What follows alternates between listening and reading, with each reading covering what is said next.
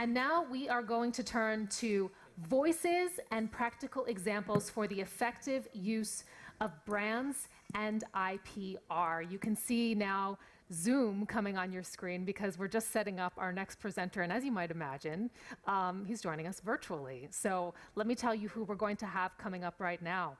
We've heard about the economic importance of brands and brands for development. We're going to hear the practical examples of successful brand strategies. And we will hear from the following individuals coming up in a number of presentations, which will take place one after the other. Coming up first is Nicholas Hersch. He is Vice President of Marketing and Sales for Hersch the Bracelet.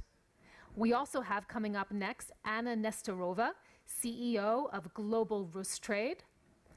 And thereafter, Alexander Biach, who's Deputy Director of the Vienna Chamber of Commerce and Industry. We're going to begin with Nicholas Hersch, Vice President, Marketing and Sales of Hersch the Bracelet. We will hear about how you can dress up your watch, how this has been a successful brand strategy for him and for his company. And I believe that we have him set up online right now. So perhaps the team can just give me a quick yes. Yes, I'm here already. Bravo. Nicholas, take it away. Thank you very much for the introduction. Yeah, it's a very, very interesting topic to talk about. And if some people have seen on Instagram that I have been styling watches for quite some time. But it comes down to one very, very important aspect. It's not simply styling a watch with bracelets. It comes down to my family business, and this is something that we have been doing since the founding of the company of my great-grandfather in 1945. So I think to the overall topic, I'd like to also say that having a brand nowadays is one of the most important things someone can do, because consumers need to know, and they are educating themselves everywhere. And with a product like this, it is very, very easy to, to be swapped out for something cheaper or from something different. So what we have done is we have set up our company in Austria, in Klagenfurt to be precise, and we have been producing at the highest quality possible. And this gives us the opportunity to talk about our brand. Hersch is also, we sell our products in over 80 countries. And this makes us as well something very unique as well in the watch industry. Because most of the companies are only focused on selling a watch, but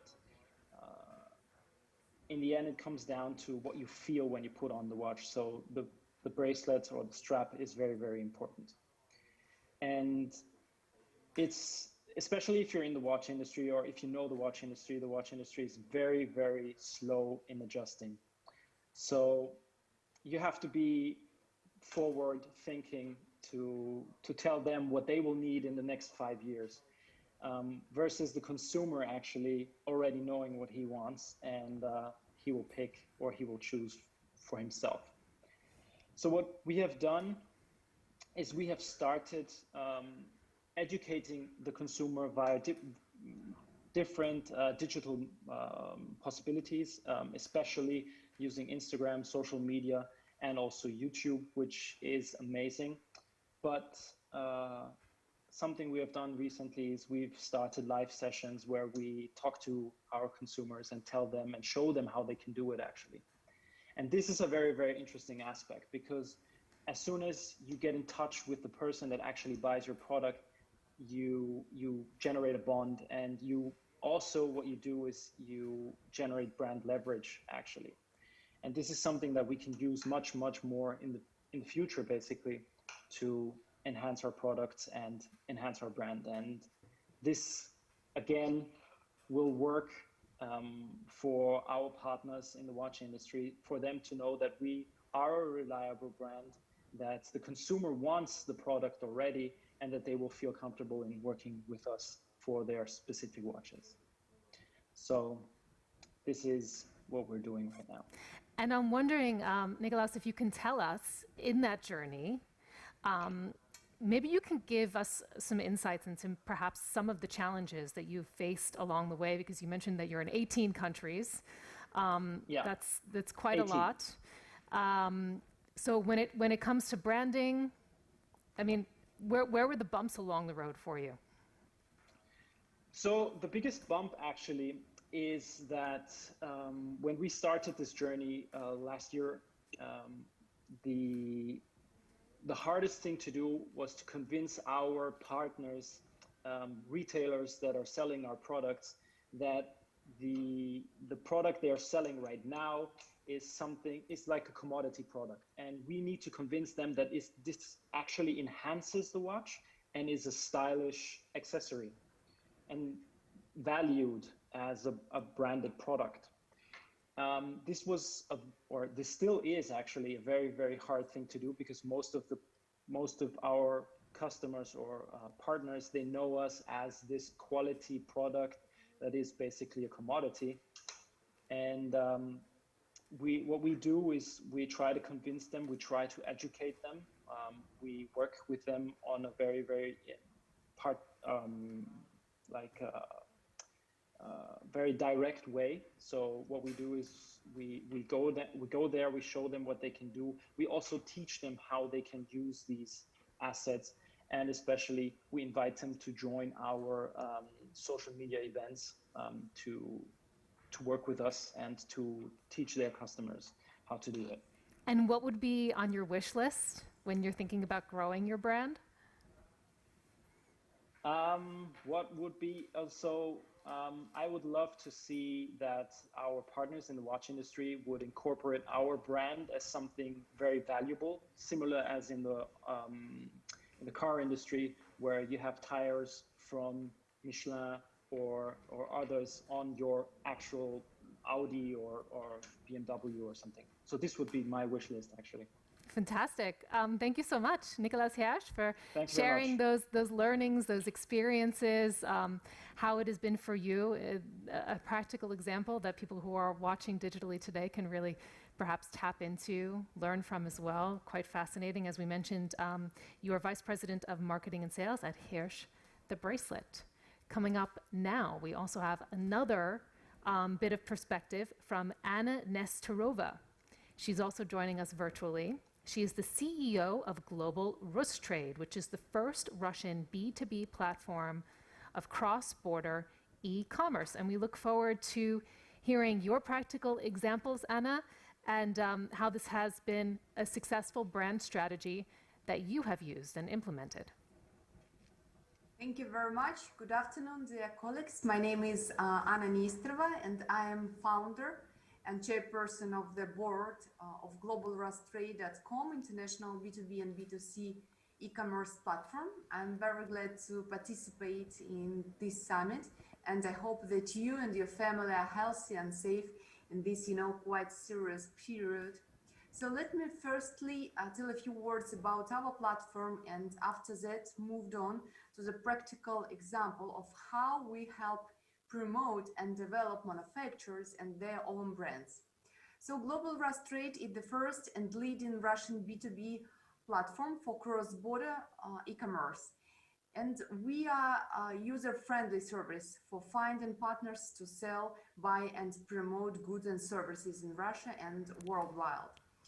Founded in 2015, we were focused on B2B market in Latin American, Asian, and BRICS countries. But today, Global Rustrade is the international B2B and B2C marketplace. And over the last 5 years, more than 3,000 companies have registered on the platform and present in more than 100 countries in total. We work all over the globe, including Europe and North America. Our main focus is small and medium-sized enterprises. We promote manufacturers and their own brands. Also, we help small and medium-sized companies establish export. And this is our main globe, aim. Our platform translates content and messages in charts into 11 languages. all companies at the platform are checked and verified by our managers. We expand the supply geography of companies from Brazil to Japan. Global Trade provides a comprehensive promotion of the company's goods and services via online and, of course, offline channels. Our experts give information support on issues of export-import activities. So a few words about coronavirus. Unfortunately, the world has faced the coronavirus, which has disrupted many processes and upended every sphere of life. In this context, e-commerce is gaining momentum, and the share of online trade will now grow significantly. According to the Russian Association of Internet Trade Companies in Russia, for example, more than 3 months of lockdown from March until the beginning of June caused the e-commerce sales hit a historic high and exceed 10% of total retail sales. Nowadays, e-commerce is also supposed to be one of the drivers of SMEs development, and in the framework of the pandemic, online trade has become a life preserve for micro, small and medium enterprises all over the world. Just, I'd like to say some words about our support measures, because we reacted with this, with this coronavirus pandemic quite, how to say it, quite faster. We suggest to our client some measures. Just for example, we stimulate and care about in the sustainable development of manufacturers and employees in the face of such external threats as COVID-19. During the lockdown, our platform continued selling products and support our partners, our small and medium enterprises. Moreover, we develop a package of anti-crisis measures to support SMEs during the COVID-19 pandemic, such as we simplified the requirements for companies registration, reduced the prices for the main advertising products, and gave full access to our database of verified suppliers. Our expert also provided free assistance to company in registration and uploading goods and services at our platform. We reduced marketplace commission for deals. Also, the shipping cost has been reduced. We made a delivery in Moscow free of charge, in Moscow and in St. Petersburg also free of charge. We promote products of Russian manufacturers without any charges in at our marketplace, in our social networks, in email newsletters. Priority was given to small and medium enterprises. During the pandemic, SMEs were able to create their own mini site on the subdomain of our platform free of charge also. In addition, we held a series of online seminars to support SMEs in difficult economic conditions in Russian remote areas. And social responsibility has always been our priority. And we never stopped supporting our partners and clients, even in this difficult period. Every day we help with organizing delivery and custom clearance, as well as connecting potential partners and participating in negotiation. Our company has provided support to small businesses so that they were able to sell via our platform during the lockdown, in contrast to those enterprises that use traditional offline channels to sell their goods. And that was, the main idea of how we increase our amount of sales in this difficult period. So finally, I also find it vital to emphasize the successful companies on our platform has mainly one thing in common. So SMEs at globalrustrade.com have succeeded due to the development of their own brands that make them unique and distinguish from the rest of the companies. Brands are integral part of creating a sustainable digital economy. And we are glad to serve as an infrastructure that stimulates and sustainable development of manufacturers and their brands, of course. So thank you for your attention. If you have some questions, I can, just reply to this. Absolutely. There's one question, in fact, because you talked a lot about, how you've been adjusting in this pandemic, especially adjusting your business. Perhaps you can tell us about some of the challenges that you've faced with regard to your brand and how you've tackled them, and whether there are any learnings that can be derived from that. Yes, the only problem was when our government officials announced that we have to work, we have to remote work. That was a big challenge, because we never struggled with such situation, and we have to decide very quickly how to organize all these processes. I mean, how to communicate inside our company, how to organize and to control all the business processes, and how to interact with our partners, because over sitting at home, and we just have a lot of negotiation via internet, and we have negotiation with our partners and with our employees, and with our top management. And that was a big challenge, because during all the day we were sitting in front of the screen, and we have to solve such problems, how to organize these processes, and how to interact with the partners in the remote areas, and and so that was the main challenge we faced with. But after 2 months, we adopted quite faster to this new reality, and now I suppose we are ready. If something happened, we can organize quite quickly, and we can move to our houses. But of course, people needs to have face-to-face meeting. People needs just to interact with each other, and to have coffee together, and so we can work distantly. But for us, of course, the communication inside the company is quite important, and with our partners also, they're now very happy to visit our office. We just show them how we work. We show how the processes, are organized in our company. So that was the main challenge. But we adopted quite easy, It's fascinating to hear how you are adopting. Something that we heard in our opening dialogue today, we heard from the digital minister of Austria, who said that every big company starts out as a small company, and you've been quite fortunate to already have some major successes in your business, in your industry. And I'd just like to ask you, this is a question that I asked of our last presenter, is, what is on your wish list? What do you feel is necessary for you now to take your brand to the next level?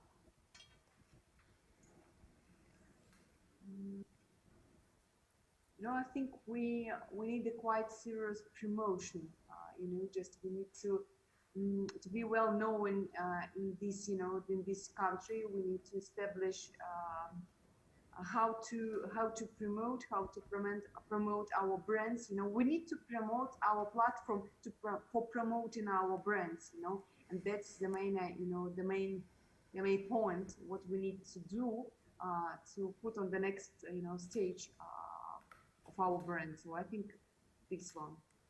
Thank you so much, Anna Nestorova, CEO of Global Rustrade, for sharing your insights, your learnings, your experiences. We appreciate it.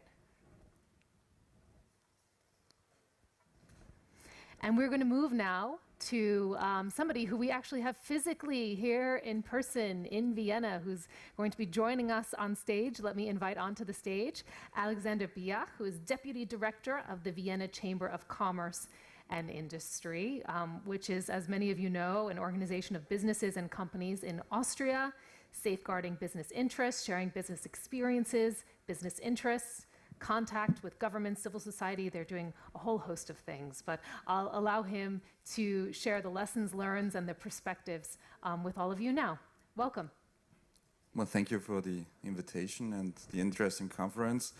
Well, I would like to speak about the region brand Vienna today. Vienna is a business region, and also about the current and the future developments we are focusing on. As we heard before, regions are a very strong brand, and it's sometimes also easier to roll out the brand idea behind it, to get into, if you want to, business even faster than rolling out brands from a company. But what is necessary for this is you have to build up a sustainable brand. So this is a very good item today, because the topic of this conference is brands for sustainability. And I will try to work out what we are doing as a Chamber of Commerce in cooperation with the city of Vienna, joint forces for the region of Vienna, for the business development of Vienna. And therefore, thank you for the possibility to present my hometown for this moment. Well, 2020 is some kind of incredible year. I don't want to focus on what is happening or what has happened, but let me just explain that what is happening to the economy is also some kind of dangerous virus.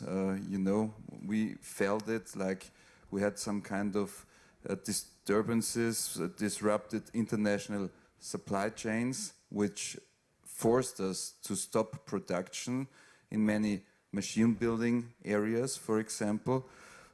We feel a lot of damage on the tourism industry, which is mainly affecting cities like Vienna, as there is no international tourism at the moment.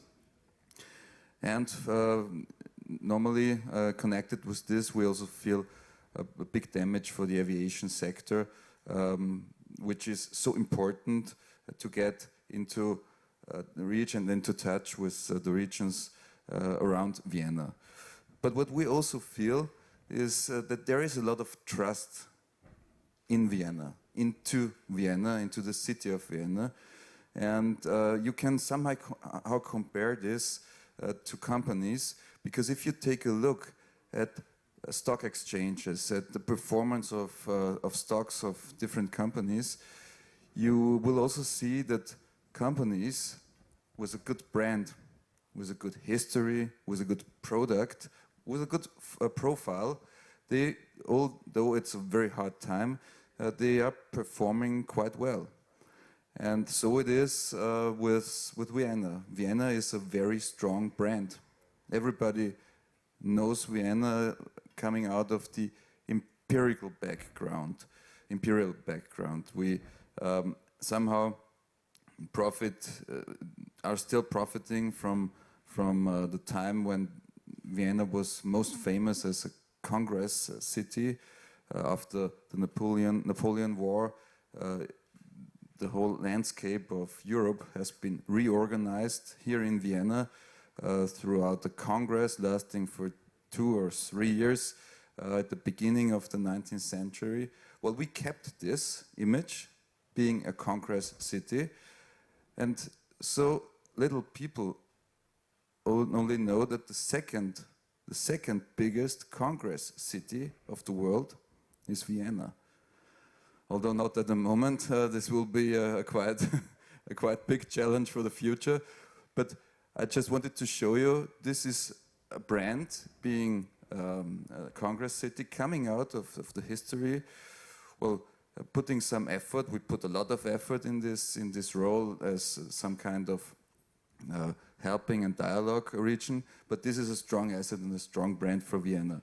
And as we know that a sustainability for the region of Vienna only exists of taking what you have built up and try to develop it further.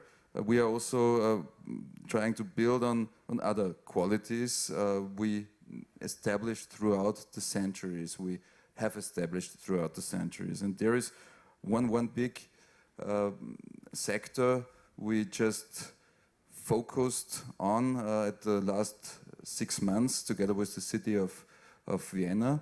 It's the health sector. Let me just explain. All the entities in Vienna, like the city of Vienna, the Chamber of Commerce of Vienna, but also other organizations like the Doctors Association, we all put a lot of effort in just evaluating the value of the health sector here in Vienna. What does it mean for the people of Austria, and what does it mean for the economy of Austria, especially of Vienna? And why we did this was we said Vienna has a quite good history with big names in the health sector. Like everybody knows Sigmund Freud, for especially with everything he developed in the psychology welfare sector. But there are a lot of other well-known names like Pilot for the operation ideas, and also like Karl Landsteiner, who discovered the blood groups here in Vienna. This is a quite big and interesting history, good names, the Viennese School of Health, some kind of brand coming out of the history. And what this brand does, together with the big names, is it builds up some kind of trust. And there is no other area and no other field where you need trust so much as in the health sector, where you believe in people that they can help you and can give you and your family what they appreciate most, means health. Then you will, we will have to have a big trust.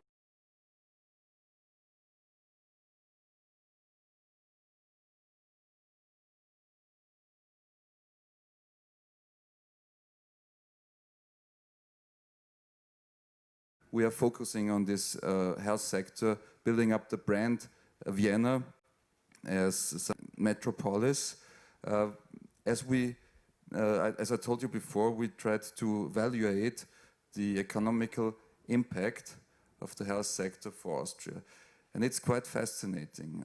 With all the companies performing and producing in the health sector, with all the doctors, the hospitals, and everything which belongs to this sector, more than a quarter of the cross-regional product of Vienna, a quarter, relies on this health sector. This means like it's not always the hospitals or the produced, I don't know, wheelchairs, for example, or the pharmaceutical sector, but just think about the people working in these companies in this sector. I mean, they earn a lot of money, as this is a very good paid sector also to some extent. So they can afford to buy stuff in other fields in the economy. And this is the reason why at all more than 25% of the cross-regional product of Vienna relies on this sector. Maybe another figure. We have about 800,000 people working in Vienna throughout the whole economy of Vienna. More than 236,000 people, which means this is even more than a quarter, have their jobs because of a good developed health sector here in Vienna. So what I want to say is, this is nothing you can turn away and take it like, okay, health is necessary and good. This is a very big economical factor for this region and also for the whole of Austria.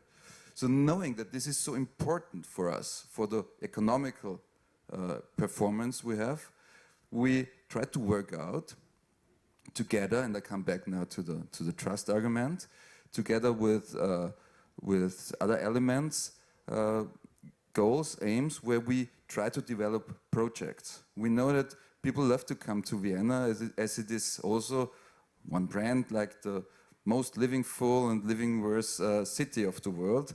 It's a good brand we build up, but it has been proved by a lot of studies, so we can also rely on this. And getting this into combination, there are three files to develop this brand, Vienna Health Region, or let me say, Health Metropolis of Vienna, in order to perform even better and to get even more people come to Vienna in order to get cured. So there is one big field we are working on. It's the sector of research and development in the health sector. Getting people working on research means that you can build up good innovations and good trust in this sector. You can even go back to the names I spoke about before, like people having earned a Nobel Prize, like I mentioned, Karl Landsteiner, but it's quite a long time ago. The last Nobel Prize an Austrian won in the health sector was in the year 1936. So it was Otto Loewi. So it's quite now time to take this challenge. But you can only develop and earn a Nobel Prize if you do research. So what we try to do is to attract people to come to Vienna in order to use all this research infrastructure we build up. The city of Vienna has built up a lot of research infrastructure. You can use all the different labs and all the technology. So there is a region in Vienna where about 1,500 people are doing research and are working together in order to develop new ideas and new technologies in the healthcare sector. We try to focus very much on the precision medicine sector. Precision medicine means that there is some kind of medicine developed for you personally. That means we know all the pills we take. It's designed for the whole population. But if you have a precision medicine, then this pill is designed for you personally. So this means that it works even better, even faster and more effectively. And that's what we try to focus on, because Vienna and everything we develop here is quite on the top of the world, and you can, in research in this field, you can measure it by counting the articles being published in different magazines. So this is one focus research. We try to build up the brand Health Metropolis Vienna. The second is infrastructure. There is a lot of hospital infrastructure. There are new ways of health care in the doctors sector. We try to develop, for example, the blood plasma sector even more. It's so important for developing medicine. And what you maybe also you don't know is that here in Vienna, it's the biggest blood plasma production or reproduction, not reproduction, manufacturing city or place, at least in whole Europe. A lot of blood plasma is transferred also to Vienna and here turned into medicine. So this is one big chance to develop also new technologies in this field, and what you need therefore is infrastructure. So the second point we focus on is infrastructure in the health sector, and the third point, what we really need and what makes the brand Vienna, the health metropolis of Vienna, so interesting would be even more international organizations, health organizations coming to Vienna, because this is some kind of, not even having built up the history or the image of a brand, it's like you get a proof that you are really, really good, and that organizations, international organizations, trust in the health sector of Vienna. So what we are working on at the moment is to get some kind of, not some kind, but to get the certification authority for medicine products to Vienna. That means they prove if this wheelchair, as I spoke about before, works. It's like it gets a certification, and when you know here you have this authority, then all the industry also comes in order to get a even faster development. So all this together has the name Health Metropolis Vienna, builds on a big history, has a quite intellectual and clever and innovative future. Well, and I'm proud of to be some kind of also responsible for building up this sustainable brand for Vienna. Thank you so much, Alexander, for telling us a little bit more about Health Metropolis Vienna. I think it's really fascinating to hear about that, especially right now in the context of the global health crisis that is being experienced due to the coronavirus pandemic, and how the city of Vienna, in fact, is in parallel developing this brand even further. And I'd just like to ask you also, generally speaking, because we heard from two businesses before you, we heard about the challenges that they are facing. We've been hearing a lot this afternoon about SMEs, the importance of brands for SMEs. And I'm wondering if you have any advice or any learnings perhaps to share for the SMEs that are based in your city of Vienna, who might be challenged right now in these challenging economic times when we have seen a downturn in GDP. Well, absolutely. It's quite, well, not even now having or seeing the end for this journey for a lot of SMEs. The Austrian government, together also with the region or the mayor also of Vienna, they work together in order to support these companies. But this is a quite tricky task because, it's like you get some money in order to continue and so on. But what the companies, especially SMEs, would really need now is to get the consumption into some kind of function again, refunctioning. So what we try to do now is that the first thing we really have to do now is to get some kind of normal life into business, which means for Vienna, for example, being an open city again, not being blocked like you're on a red list and nobody comes to Vienna. It's not possible then to develop the tourism sector.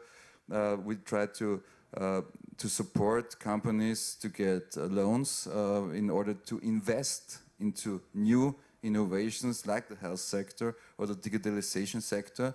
We are really working very hard on getting all these digital evidences, for example, for the vaccinations, that you can show them on your tablet or on your cell that you have the vaccination when it exists then, because this is the entrance for events or getting on the plane again. So what we try to do is to support, wherever it is possible, SMEs, also some kind of moral support, because it's a real tough situation for these people. And we hope that we will be prepared at the beginning of the next year when business and economy are coming back, so that our companies are prepared to get a quick start again and to get their business life on their own without any support by the government or the city of Vienna. We will support on, but we will not make the business for them. It's so important that they get that the consumption starts again and that they do their business on their own. And I'm sure we will make this. Thank you so much, Alexander Biach, Deputy Director, Vienna Chamber of Commerce and Industry. A round of applause, please.